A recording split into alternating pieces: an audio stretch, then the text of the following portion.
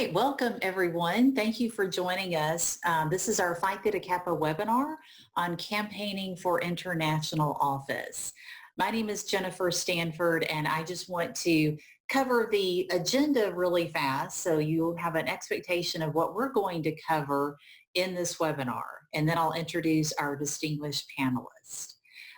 So we are going to treat this as a panel discussion. We are very fortunate to have all 5 international officers joining us for this webinar.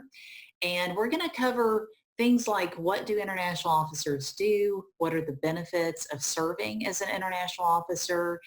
And probably most importantly, really hear from the international officers and their own personal experiences about what it means to be in the pinnacle leadership position for a student in Phi Theta Kappa. Then we'll turn our attention to the campaign elements and really talk about who is eligible to pursue international office, and then what are the exact campaign components. What do you have to do with the application, and then the campaigning experience at PTK Catalyst in particular. We definitely want to leave time for your questions. We will get to as many of those as we can during this hour. We do expect that a lot of your questions will be answered as we go through our own Q&A period, but please go ahead and type your questions in the Q&A box that you'll see on your, probably for most of you, it's on the bottom. You'll see the Q&A tab, or you can use the chat feature. Either one, I'll try to keep an eye on that as we go along and get to those as soon as we can. Now, we'll say this, if we're not able to get to every question during the live webinar, please don't worry, we will follow up with you individually. All right, so let's get started with an introduction of our panelists. As I said, I'm Jennifer Stanford. I am part of the student engagement team at Phi Theta Kappa headquarters, and one of my roles is to work as the International Officer Campaign Coordinator. And I hand them off to Dr. Blake Ellis once they're elected, and Dr. Ellis is attending another event, but he is also a resource for those interested in pursuing international office. So our 2019-2020 international officers on this call are starting with Division 1 Vice President, and I'll just go in clockwise order here. Thanks, Jenna, for waving. Jenna Santa Croce is our Division 1 International Vice President. She hails from Bergen Community College in New Jersey. And then next to her, Adrian Belange, there he is. Adrian is our Division 4 International Vice President, and he is in California attending Sacramento City College. And then on the bottom, starting on the left, we've got Division 2 International Vice President Neville Scott. He attends Mountain View College in Dallas, Texas. And your international president is James Elliott, and James is a member from Delaware Technical Community College. And then last but certainly not least, your Division 3 International Vice President is Tyler McKenzie, and he is in Oklahoma and is a member at Redlands Community College. So thank you guys for joining us. We really do appreciate that all of you are very busy with your travel, with your classes, with work, and I know it means a lot to those members who are considering running for international office to hear directly from you. So we really appreciate that. All right, so you heard me mention the divisional title in some of our international officers' roles, and I just want to show the map of our divisions. This is Phi Theta Kappa's International Honor Society, and this is how we are divided in terms of the divisional representation on the international officers. So as you can see, the regions are all contained. We have 29 regions, and they're all part of the 4 divisions of Phi Theta Kappa. And this map is part of the candidate application. And so you'll be able to dive deeper into that if you're not sure which position you could run for. All candidates, or I should say all members, are eligible to run for international president, but then you have to reside in that particular division to run for the VP position. Now, it doesn't mean that the voting delegates only elect their divisional rep. Actually, all chapter voting delegates vote in all 5 international officer positions because ultimately they all represent Phi Theta Kappa as a whole. So we want to talk now. I'm going to turn this over to our panel. I think Jenna is going to start out. With Jenna, we really want to help everyone understand exactly what international officers do. So can you start us off with this? Yeah, of course. Hi, everybody. Okay, so as an international officer, there are lots of things that you're responsible for. First and foremost, one of the main things that you're responsible for is serving as an ambassador of the organization. And just basically all that means is representing the organization as a whole. So it's an internet unstable, but it's okay. And then also you visit headquarters 3 times during your term. So the first time when I went to headquarters, I knew close to nothing about PTK, but that's really where you learn about the inner workings of the organization and you learn about the different departments. So if you're nervous that you don't know enough about PTK, don't be. They expect you not to know much about it. You also get to bond with your team, so that's really fun. That's basically the first time that you and your team are really together, so you get to know each other during those orientations. All right, great. So Neville, do you want to share more? We'll just kind of go in divisional order. Oh yeah, sure. So also as international officers, we get to preside at annual convention and honors institute, which are kind of the 2 the really major events which are so well attended by members from all the divisions, and it's just amazing to really preside over these events because you have lots of members, you get to meet a lot of people, you get to interact with a lot of diverse members from different areas, and most importantly, you get to establish some very useful connections with members from various parts of the country. So really, that's also that's one of the roles of the international officers, and I really loved it. Currently, we've already presided over the Honors Institute, and so we have the annual convention, which is coming to Dallas, Texas, right? And so I'm really looking forward to that. Thank you. That's right. Neville probably has the shortest drive, even over me, Neville. So. Yeah.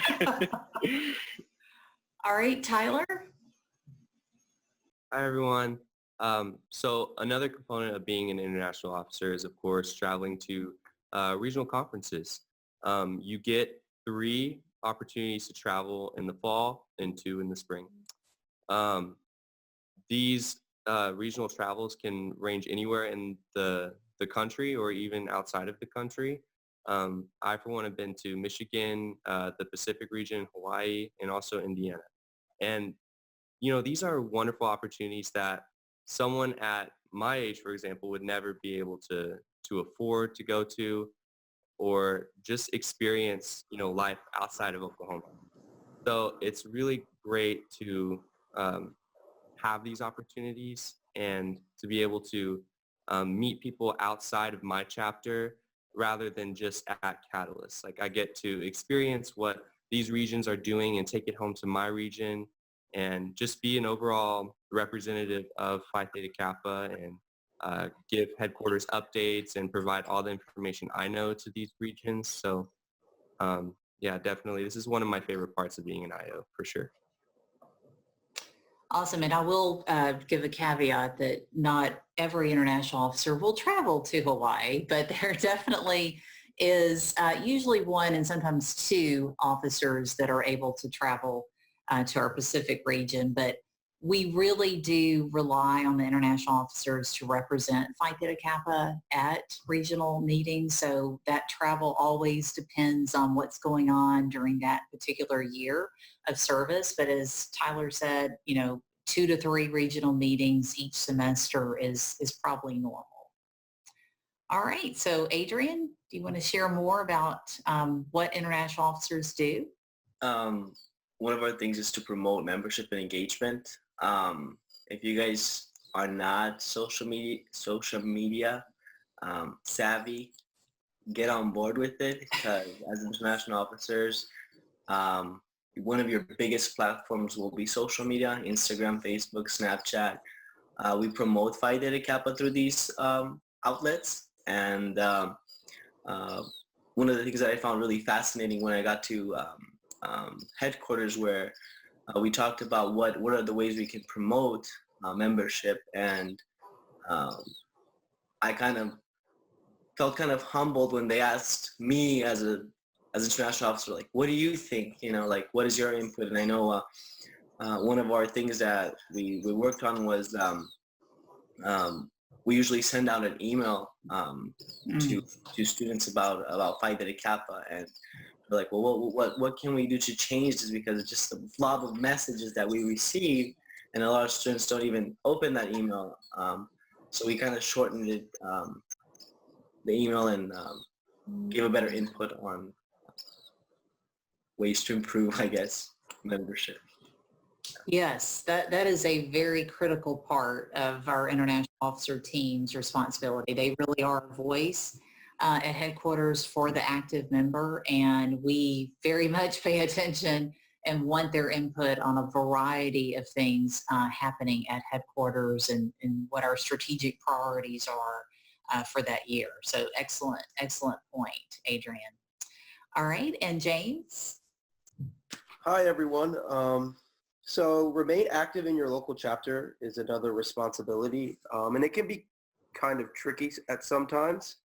As an international officer, you are in the highest leadership position, but when you're at your chapter, you are just a regular chapter member. So they don't want us to just be an international officer and then ditch our regular chapter. We want to still be active in our regular chapter, but when you're there, be mindful of the leadership there. Your chapter president is obviously the chapter president, and then the vice presidents as well. So we want you to remain active and help out with projects and events, but don't be in there trying to be a dictator and telling everybody what to do because you're this international officer now. Be mindful of the advisors as well. They're still there to lead you, and you're still there to listen to them. So we just really encourage you it can get really busy with the travel and the responsibilities of an international officer, but still try and check in with your chapter and help out when you can. And then the other opportunity that's kind of unique to one international officer is they serve as a student representative on the board of directors. And this is a great responsibility. It comes with a lot of work as well. You travel for the board of directors meeting at their IOs, and you're in on a lot of important decision making for the Phi Theta Kappa as a society as a whole, and your vote matters, and you're there to represent the student body. So it's definitely a great learning experience that I've been able to have.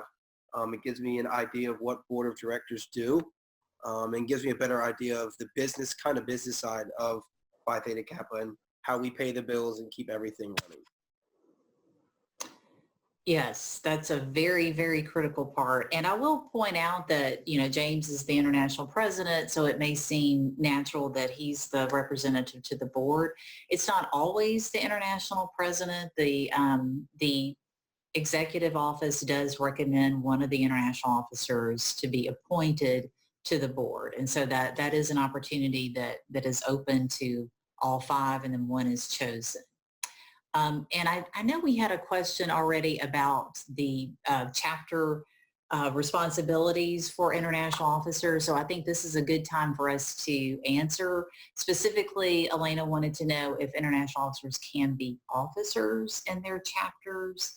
And so that part, and I think James was alluding to this too, is it's probably best to not be an officer in your chapter. We definitely recommend and restrict international officers from serving as regional officers.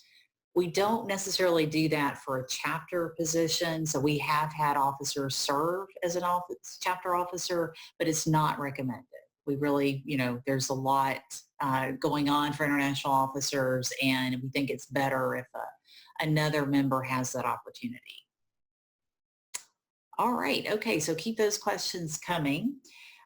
We do want to point out a few things that international officers are not expected to do, and that's very quickly, you don't pay for your official travel. This is when you're elected as an international officer. So as a candidate, you have to make your own way to PTK Catalyst. But after that, all of the official travel that you're assigned to is paid for by headquarters.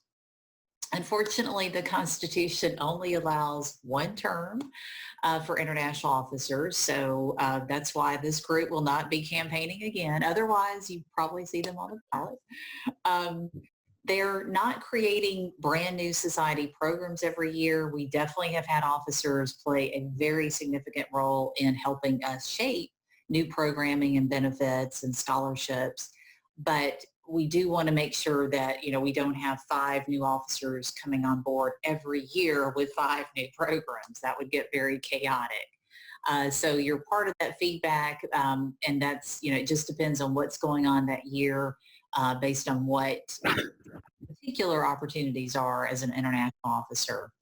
And then the setting policy procedures or guidelines, a lot of that is handled through Phi Theta Kappa's headquarters staff, and that's at the discretion, of course, of our board of directors. All right, so we'll move on. I always like to, really help the international officers, give them an opportunity to share why they in particular sought international office. So any of you may start. I'll let you guys decide who wants to go first with what motivated you to run. I think for me, personally, I think one of the main reasons why I wanted to run for international officer was, again, back to my platform thing, was using a platform to spread my message that as a former dropout student and the first one in my family to go to college, failing at a university level, and saying that I would never go to college, and then rejoining college again, I wanted to use my platform to tell students across the whole board of Phi Theta Kappa that, there's always a second chance. There's always a possibility for you to get up and start again. And I felt that by using this platform would be the best outlet to spread my message to students and motivate them to continue education. It's important. Wow. For me, I decided to run for international office because I really do genuinely like Phi Theta Kappa, and it's a really great organization, but also because I recognize the experience that the experience was going to be one like no other. I would never be able to run for a position on such a high level, and I figured that's a really good experience, and it was. I was right. Running for international office was a key component in my professional development. It really was. Getting up on stage and speaking in front of thousands of people and having live interviews with the CEO of the organization, that's all very scary and nerve-wracking, but once you do it and once you get that practice, then it gets easier moving forward. So I wanted to leverage this opportunity. I wanted to capitalize on the opportunities that the organization was presenting to me. So I did. Great. So the reason why I ran, I've been involved in Phi Theta Kappa for many years now. And, when I was starting community college, I felt like I never really fit in anywhere until I was introduced to the organization. And I found so many awesome friends that I still talk to this day. And I love that this organization emphasizes not only academic recognition and achievement, but also community and campus involvement. So I kind of climbed that ladder of leadership roles, and it brought me to the regional level. I ran for regional office, regional president, and a lot of people don't know this, but I actually lost. I lost the regional race, and I was just after my president. And I told myself that maybe I wasn't fit to lead that high, and I just kind of accepted it. But later down the road, one of the regional officers dropped out and I was asked to step up. And I did. And I stand corrected to know that we turned that region around, my regional officer team, from a 3-star to a 5-star. So I knew that I was capable of having this type of leadership position. So why not run for international office? I mean, it's a once-in-a-lifetime opportunity, so I might as well take it. And if I lose, it won't be so bad because I've already lost before. I'll kind of soften the blow. But definitely just take that opportunity and run. Just do it, and you won't regret it. Well, for me, shortly after joining Phi Theta Kappa, I had a conversation with my chapter advisor. And so that's when I came to learn about the opportunities. So he really made one thing clear to me. Win or lose, this will be one of those opportunities that act as a stepping stone,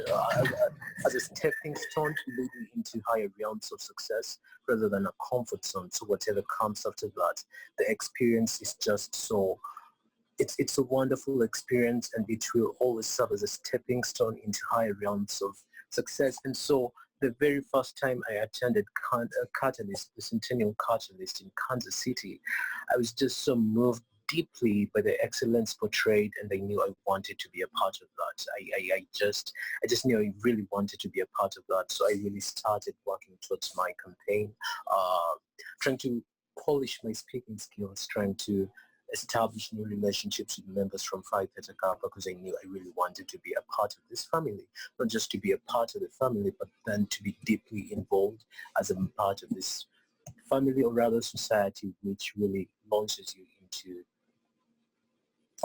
into really high realms of success. And really that's how I ran, and I'm so lucky. I'm so glad I won. But also I normally say that the moment you run for international office, there's no losing involved. There's just winning on different dimensions, because the moment you work on your election, the moment you get to Catalyst, the moment you ship your stuff, the moment you complete that application process, because Miss Jennifer, you're really involved in that. And so it's really some back and forth. So the moment you complete that, you are already a winner. So don't really focus on that medal, but just know that this experience will really polish you in a lot of ways. Yeah, I think everybody touched on why you want to run for international. For me, it was to share my platform. Many of you know I was incarcerated and coming out of prison in 2016 at Catalyst in Kansas City that Neville was talking about. We changed our constitution to allow felons or people who have been convicted of felonies to be a part of the society. And I felt, like Tyler said, I felt like I finally had a home. I felt like some place where people accepted me. And then, like Jenna said, I watched Amanda Karpinski, the international president at the time, give her international president's speech at Catalyst, and I was just like terrified. Like, how is she up there doing that? Like, I want to do that as well. And she inspired me to take that climb. And like I said, like Adrian said, I wanted to let other community college students know that, you know, no matter who you are, you can be a student leader. You can, you know, be at the top if you want to be. You just have to have the ambition to do it. And then, like Neville says, you know, it's about, you know, wanting to be a part of a bigger network and being a part of something that's bigger than myself. And you truly don't lose once you submit your application. Like you said, it's a learning experience, and you walk away from campaigning saying, I did this thing that I'm horrified. All of you will probably go through moments leading up to the campaign like, I don't want to do this. I shouldn't do this. I can't do this. It's not for me. I thought about that all the way up till the last night when the election happened. Like, I should probably just quit now. So it's just an amazing experience, and you benefit so much from it on all levels. And but definitely have a purpose when you go into it, because students will see you're there and they're smart, and they'll know when you're running. If you're just running just to glorify yourself, if you don't have a purpose, you don't have a passion, a platform, they're going to know, and they'll see through it. Okay, great answers. As you can tell, everyone has their own path to pursuing international office, and Phi Theta Kappa is so diverse that we welcome all of those paths. And so I think you see that in this group of officers, and we hope that each of you have been inspired by their answers, but also bolstered by what your own motivations are for seeking this position. I know that there was one comment about not being able to hear. So if you're still having trouble, then please put that in the chat and we can make sure that we're working on our end to keep the volume up. There were a couple of other questions that were related specifically to our prior question about, being what you can and can't do on the chapter level. I think that we've answered those throughout the responses that the international officers gave, but certainly if you have more questions, please put that in the Q&A or the chat box.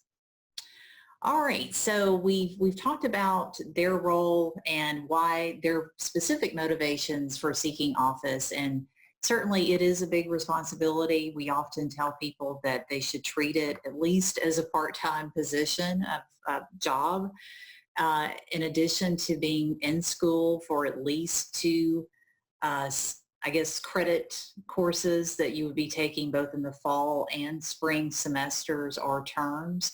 But we also want to talk about the benefits. And I know each of the officers have been building upon and really developing their own skill set through this experience. So I'd like, if each of them has an opportunity and they want to share maybe a particular skill set that you've worked on as an international officer.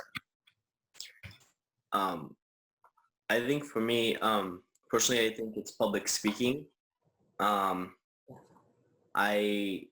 remember my first travel to my regional travel.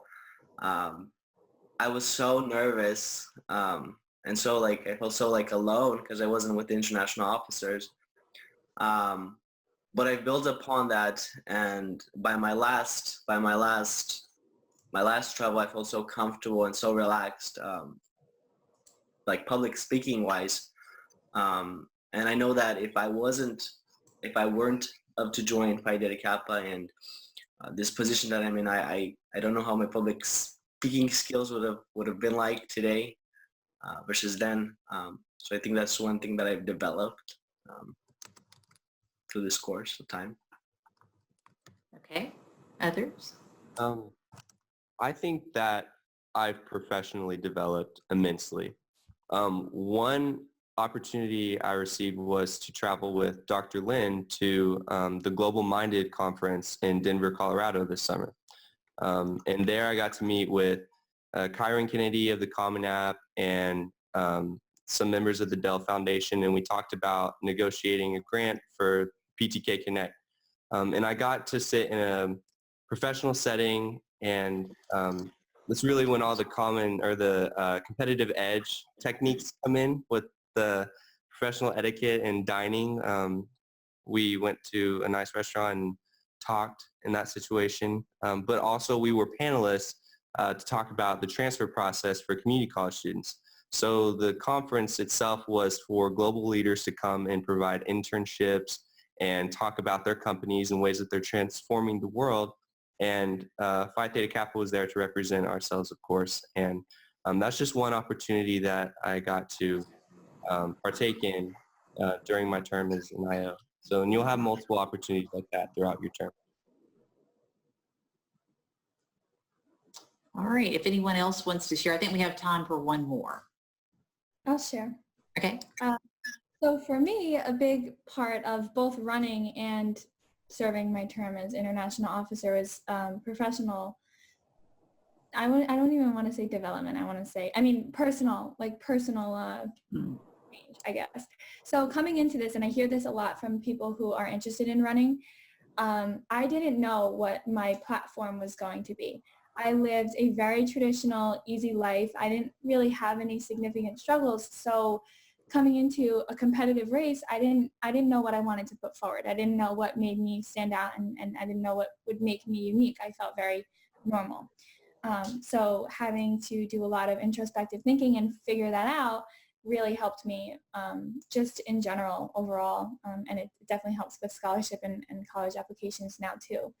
And as an international officer, I have my team supporting me in figuring those things out and helping me find my niche. And that was huge for me. I found my niche through this position. All right. And Neville, I think you had something you wanted to share too. Well, so I really think the development is really holistic because, I mean, the day before yesterday was my birthday, and I really spent the majority part of it introspecting upon my growth. And so when I throw back to the same time last year, and then to date, I've just seen a lot of very immense growth, not just in public speaking, but then speaking with a purpose, intrapersonal and interpersonal, my leadership skills, how I express myself as a leader, my confidence in stepping out there and not just not trying to change the world, but then actually taking steps to change the world. And most of the international officers, as much as we work together, I've had the privilege of listening to James, Tyler, Jenna, and Adrian speak. You realize that they're speaking with purpose. It's not just a speech, but then it's an action-oriented speech. It's a speech that tells you, hey, you know what? You need to do something in your world. You need to do something to change your world. Stop trying to do that. Just do it already. And so I think the development is really holistic, and so that's really what I love about it all.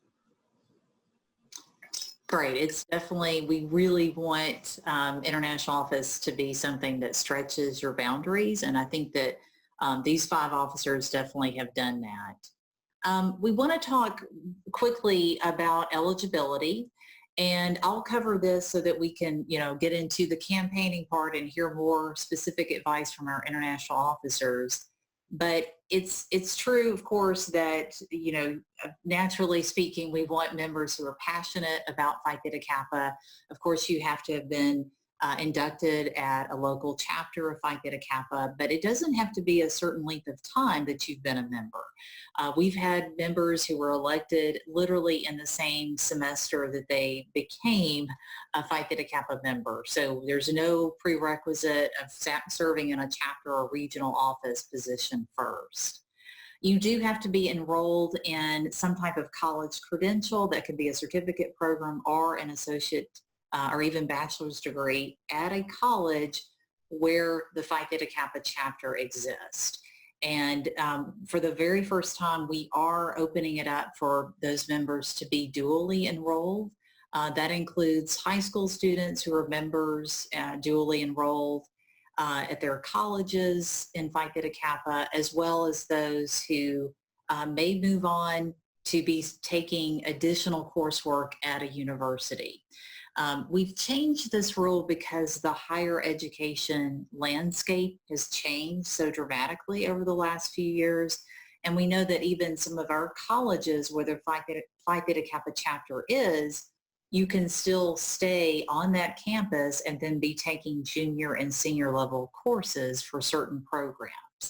And so while we definitely want the student to be taking the majority of their coursework at that college where they're a member, it is possible for someone to be taking classes at a totally separate college or university as well. Of course, the scholarship opportunities for those members who have already transferred on, so to speak, would of course be limited. So we do want to caution you there. But we also want to be as inclusive as possible with those opportunities to serve as an international officer. One other point I wanted to be sure to address is the minors in Phi Theta Kappa. If you are under the age of 18, this is a reversal of our rule from last year. Now we are saying you have to have a college-approved chaperone who can travel with you on all official Phi Theta Kappa travel. And while Phi Theta Kappa pays for the international officers' expenses, the chaperone's expenses would be either at the cost of the college or their own personal. That would not be covered in the Phi Theta Kappa benefits. But again, that certainly opens the door for some of our high school dually enrolled students to still pursue international office. We do have, and we'll share this in a moment, you'll see for those who haven't already started the candidate application, But you do have to have approval from both your college president and your chapter advisor. And so the college CEO's approval is important because you're not only representing Phi Theta Kappa, you're representing your college. And so we definitely want a student to have that broad support and approval from their campus administration. All right, so we'll move on. I know there were some questions more specific about eligibility, and we will definitely answer those as we go forward. So I want to turn our attention now to the campaign experience and really put to the panel, and maybe James, I can start with you since in the interest of time, we skipped over your response for the last one. But what are some things that a person can be doing right now to prepare for international office? Okay. I think the first thing is talking to your advisors and your college.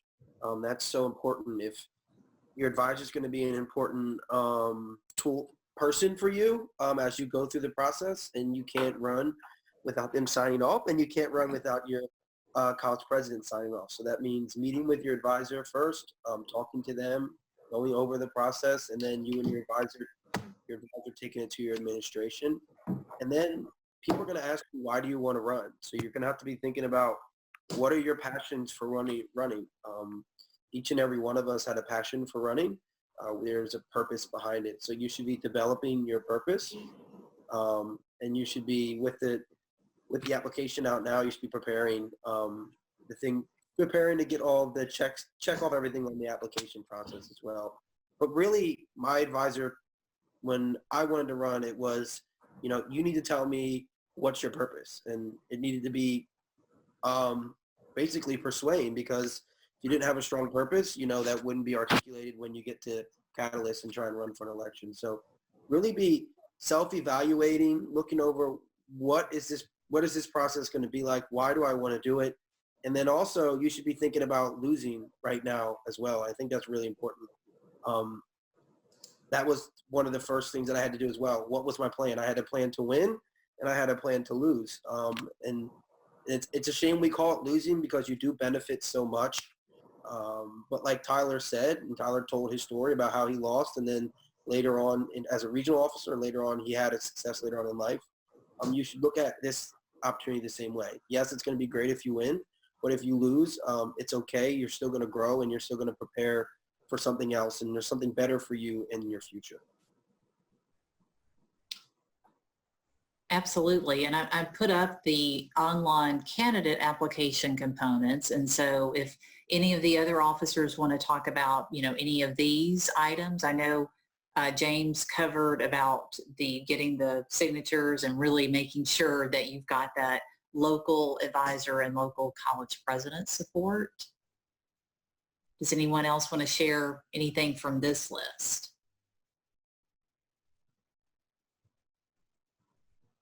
I mean, it's pretty, what is expected of you from the application is pretty standard. You have to prepare your speech, but that you don't submit, well, you do submit with the application, but you have some time to work on it before the actual event. But the headshot and the questionnaire and the introductory video, that's all for the constituents to get to know you. So things like that. Basically, the part of the application process is just to, sorry you can't hear me. Part of the application process is just to get the constituents to get to know who you are before the actual event. Right, and I know that we did post a couple of examples of the introductory videos from this past year in the candidate application itself. 2019 was the first time we had actually had that component. We don't want it to be super intimidating. We just know that there are members who are, the campaign happens so quickly once you're at PTK Catalyst that we want to make sure we give every opportunity for those voting delegates to help get to know the candidates even before they arrive. And I know there was a question about when do you actually officially start running? And I want to share from our standpoint, you're not a candidate until you've 100% filled out, completed, and the application has been officially accepted by headquarters. But we know that behind the scenes, you're definitely, getting prepared for the role. And that includes several things, including naming someone to be a campaign manager, establishing your campaign team, and certainly staying off of social media in terms of direct campaigning until we have our designated time period, which is 2 weeks prior to Catalyst, when you can then start posting on your social media platforms that you are indeed running and, to be garnering votes at that time. But before then, we really ask that you do private messaging, that you're contacting people that you already know or have met to serve on your campaign team, so that you're not doing it in the general public platform. So do y'all want to talk more about how you built your campaign team and maybe the process you used to select a trusted campaign manager? Jennifer, can I touch on one thing before? Yes, of course. Just to the back to the backs. Okay. To the last, when you're dealing with the professional headshot, shoulder photo, introductory video, and questionnaire, I know that depending on what resources you have, it's going to depend on how professional these things turn out. I know what's key for me is when I went to my college president and asked him for permission, I also asked if I could have this help of the school marketing team. When you get help of the school marketing team, you know that you're going to get professionally done materials. So I would definitely try and be as professional as you can in these things when you're making the video with your headshot, because these are the first things that individuals will see about you, members. They'll look at it online. So just try and, if you can, get the help of your marketing team to do that. Or if you know a friend who's really good with these type of things, definitely reach out to them and bring them on board, because you definitely want to have a good first impression on the members. I'll add to that also what James said about the marketing team. We have the same thing on my campus. Use as many outlets as you can, as many resources as you can. I know the marketing team from my school helped me a lot with my campaign material, with my board, with my everything. Actually, we had a surplus in our school's budget, and they allowed the students to use everything from the marketing team. So if you have resources, use them. Yeah. And that includes with the honor study topic speech. For those that have already been in the candidate app, you know that the speech will actually be on the brand new honor study topic that will officially be introduced in January, but you already have the speech prompt, so you can definitely be going ahead and thinking about it. But we expect you to, be the primary person, of course, writing and researching your speech, but we want you to get help. We want a trusted instructor, your chapter advisor, other members, even alumni can assist you with developing that speech. And this is going to be the first year where we'll have all the candidates giving their speeches on Thursday afternoon. And so it won't just be the candidate finalist. It will be during Thursday afternoon, starting at 1. We'll have an event that we're inviting all participants to, particularly the voting delegates. But as long as we have room in that ballroom, we want as many members there as possible. And so that speech is going to be even more critical for you to have polished and practiced so that you're fully confident when you hit the stage at Catalyst. All right. Any other helpful advice? Jennifer, I'm gonna. Yes. So I've been answering some questions, Okay. answering some questions. I don't know if this was covered or not, but I just wanted to add on some more advice about picking your campaign manager and formulating a campaign team. Your campaign manager should be someone that has an opposite personality of you. Not saying they have to be, but recommended. For me, for example, I am an introvert, and my campaign manager, she was an extreme extrovert. So she would be going out and getting people to my booth and talking to them, and I kind of just had my elevator speeches and told the voting delegates, just a little bit about me, but, having someone that matches your weaknesses, they are the ones that are going to help you the most, and ones that know you personally too. Same goes with your campaign team. Don't just grab people that you think are going to talk about you the best. Get people that are going to,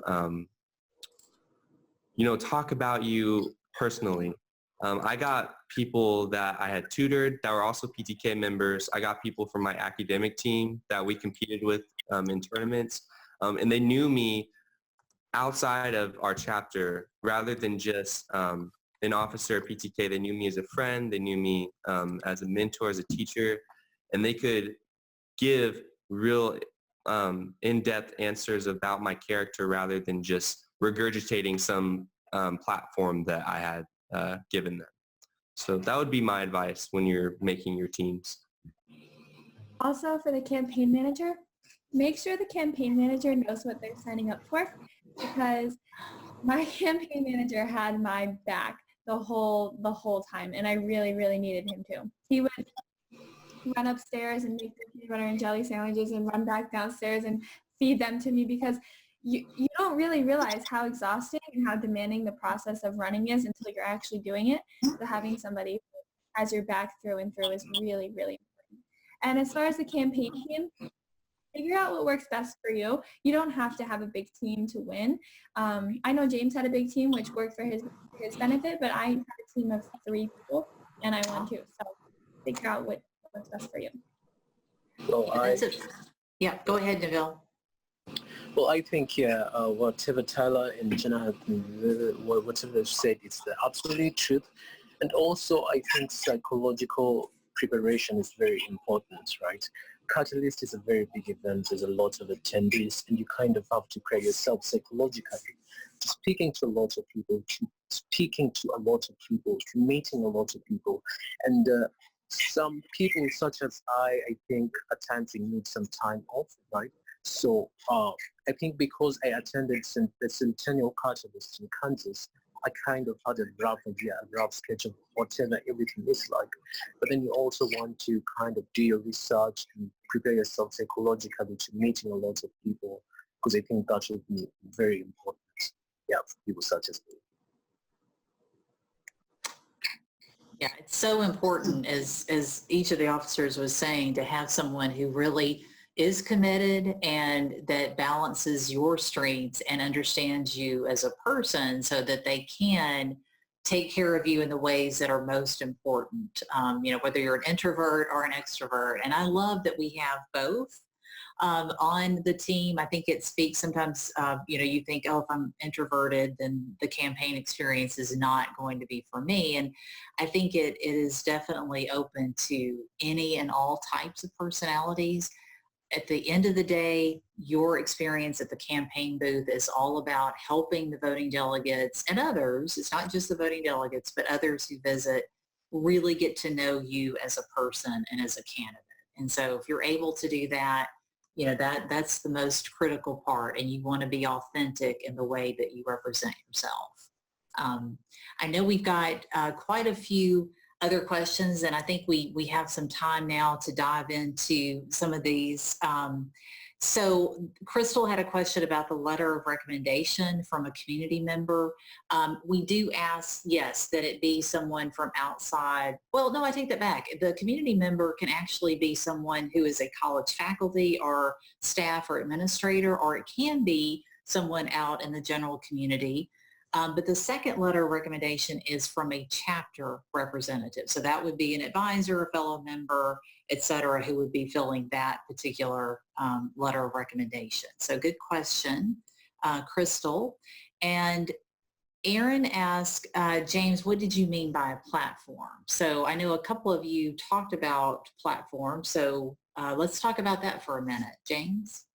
Yeah, good question. So platform is like, I feel like it's something that's not in the application, but it kind of comes out as you develop your campaign. So when I think of platform, I think of the theme of my campaign. It was, what was I going to do to connect with students? I identified that my story was I was a felon, and I became a scholar. So my theme was defying labels from felon to scholar.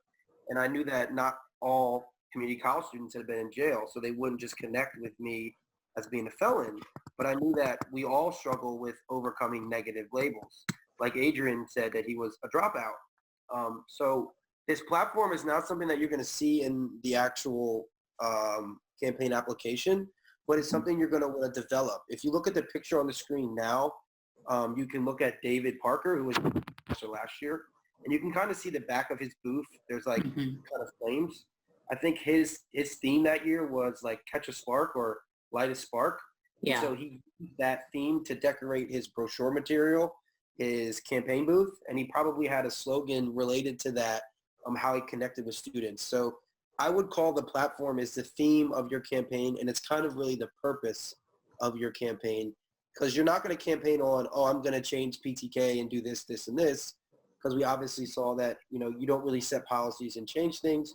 You do have goals, team goals that you will promote, but a majority of it's really going to be how do you connect with people on an interpersonal level, and your platform is going to be key on you connecting with them. Hope shared the theme. It was kindle the fire in students for David. Yes. My theme was, so I want to go into the medical field, and my theme for my campaign booth was hearts, like medically related EKGs and things of that nature. And my slogan was, Tyler will put his heart into PTK, or Tyler has his heart in PTK. So I had a bunch of heart-themed distribution pieces, and I had like a little booth where people could write one thing they loved about PTK on a little heart sticky note that they put on that booth. So you're only allowed to have one distribution piece, and as long as it doesn't leave your campaign booth, like the sticky notes, for example, then like an interactive component of your campaign booth, that's acceptable, with no balloons and no electronics. Right. We are allowing this year, you can have a battery operated laptop or even cell phone used in the campaign booth, but there are no electrical outlets that are available. So just keep that in mind.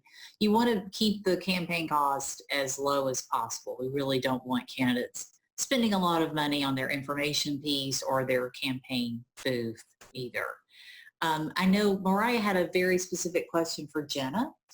And she says, you said that you felt normal prior to the campaign. How did you come up with a theme for your booth? I know what it was, but how did you arrive there?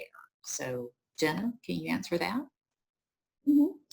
Okay, so this is something that, so I've been to a few, I've been to Honors Institute and 3 different regions for traveling, and I get this from a lot of students, that they feel normal or boring. I get boring a lot, that they feel like they're boring and not good enough to run for international office because they don't carry this inspiring story on their backs. And I have to tell you that that's exactly how I felt too.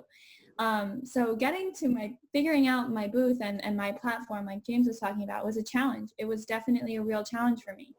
And in order to do that, I sat down with some of my closest friends and we just kind of had a discussion, and we did this a bunch of times actually. We talked about who I am, what I'm interested in, my upbringing, what influenced me to be where I am now. And for those of you who don't know, I'm an environmentalist. I'm going into environmental policy, and ever since I was a little girl, I really just like to be outside and I protect the planet. So I twisted me being an environmentalist in a natural setting, like, caring for the planet, and paralleled it with your environment, meaning your surroundings, and people are products of their environment. The people who you interact with most influence who you are. So I kind of paralleled the two, between the natural environment and your environment, and I spun it in a way of saying, PTK, we're automatically surrounded by these brilliant students. Like, let's take advantage and let's leverage that. But in order to get there, it took me a while, and I had to do a lot of thinking, and but just running in general and having that behind me helps a lot, because I don't feel inadequate anymore, and I know I'm not.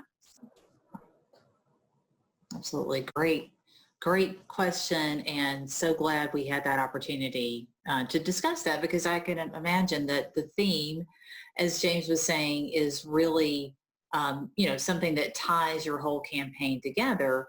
But you also want to make sure that, again, it's authentic to you. You're not trying to be anyone else in the campaign experience. You really want to, shine a light on what makes you special, unique. We're all unique in some way. And so I think that's a really important point, that ultimately this is about Phi Theta Kappa. And that, we really caution voting delegates against asking a lot of other polarizing questions, although we can't, of course, limit free speech, but we really do emphasize that they should be looking at the candidates through the lens of Phi Theta Kappa. And do these candidates represent the hallmarks of Phi Theta Kappa? Well, how do you see them as potential ambassadors for Phi Theta Kappa? And so all of us, I think, if you're passionate about Phi Theta Kappa, that's the most important thing that needs to come through. I did want to, we'll wrap up with this, and we only have a couple minutes. So I want each officer, though, to maybe think about just one piece of advice that you would give to a candidate that we haven't already talked about. It can be something that was maybe an epic fail that you learned a lesson for during your last campaign, or something that went really, really well, a particular strategy that went really well that you'd recommend. So who would like to begin? I think for me, I think that the campaign process is very important, and the distribution of it, and how can I put this in better words? I'm always losing my thoughts. Sometimes it's not all about the campaign materials or about how many members you have on your team. Sometimes I think the majority and the bulk of it has to do with who you are as a person and the way you deliver yourself to the constituents. I think having a humble and demeanor and trying to be relatable to people, I think that's very important. And respecting everybody. I know that for me on my from my division, I remember there was 5 of us, and I remember telling my story and sharing my story because I was the first booth that you would come up to. And I would, after I was finished with my, like Tyler said, your elevator speech, I would say to my constituents, you go and check out the other officers. Like, this is, and make your decision after. Don't just come to my booth and, oh, I like Adrian, and now I'm just gonna vote for him, or I'm gonna vote based off looks, or I'm gonna vote on this and this. No, just take in mind everything, and who you are as a person in your message. And that's why, like James said, to start working on your story and have a purpose of why you're running, and people will reciprocate that. So, yeah. Okay, great. Anyone else in this last couple minutes that we have? I do want to share your. Oh, sorry. Go ahead, Neville. Yeah. So you, although, for you to be a Phi Theta Kappa member, you are already awesome, right? So when you really go into that, don't make it an issue of my being better than the other person, because you already are. There's like a standard that you have to meet for you to become a member of Phi Theta Kappa. So really focus on your uniqueness, focus on what makes you different. Don't try to be better than anyone else, because you're not, but then you're unique. All of us are different. And so because of our differences, we actually complement each other, and that's why we really have been termed as a very good team. So really, don't be afraid to share your shine. Just be you, and don't be afraid of your exceptionality, of being exceptional. So just share your shine. That's it. I just want to add one last thing is Catalyst is one at Catalyst. In this time and like where we are now with social media and with, people, you might get on social media. I did this all the time. I got on social media. I would look at other candidates that I know was winning, and I would compare myself to them. And then I would doubt myself, and it didn't get me anywhere. You might, like Jenna said, you might have a small campaign team. You might have a big campaign team. You might have a social media presence now. You might not. Catalyst is truly won in those 3 days at convention. Anyone can win. So don't doubt yourself. Don't get caught up looking at social media and thinking, I can't do this or someone's better than me. Just focus on yourself, put your best foot forward, and you can win Catalyst at Catalyst. All right, well said, guys. I just want to use the final seconds to just reiterate that the candidate application is open. They are due February 12th. We do keep the application open until 11:59 p.m., so it's not a 5 p.m. deadline like other things are. You can certainly contact me or Blake Ellis on the Phi Theta Kappa staff. You can also reach out to your international officers by email, and their email addresses follow the same format of firstname.lastname@ptk.org, as you'll see on the screen. The officers are more than happy to answer your questions and help share more about their own personal journeys as international officers. Thank you all again for joining us. Thanks to our distinguished panel, and we look forward to receiving lots of great candidate applications on February 12th, 2020.